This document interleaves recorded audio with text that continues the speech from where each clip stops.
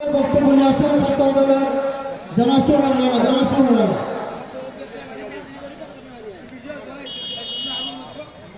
বিসমিল্লাহির বাংলাদেশ ছাত্র দল বিএনপি কর্তৃক আয়োজিত আজকের ইফতার মাহফিল।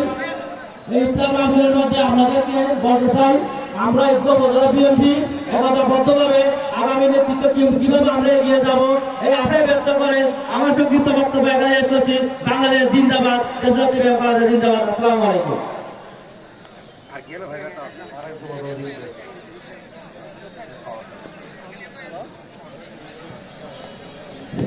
আপনার জন্য বক্তব্য নিয়ে আসছেন ছাত্র দলের জনাব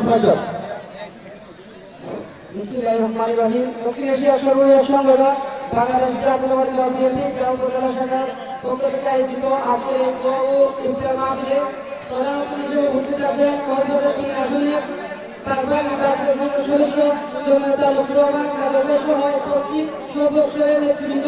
বক্তব্যের শুরুতে ইফতার মোবারকের পক্ষ থেকে জানাচ্ছি রক্তিম শুভেচ্ছা, সালাম ও বিপ্লব অভিনন্দন। আজকে ইফতার মাহফিলে মহান আল্লাহ পাকের কাছে প্রার্থনা করি যেন বাংলাদেশের আদর্শিক দেশ নেত্রী মরহুমা বেগম খালেদা জিয়াকে সর্বোচ্চ জান্নাতের সর্বোচ্চ দান করুক। আমিন। এই বলে আমি আমার সংক্ষিপ্ত বক্তব্য সমাপ্তি করলাম। আল্লাহ হাফেজ।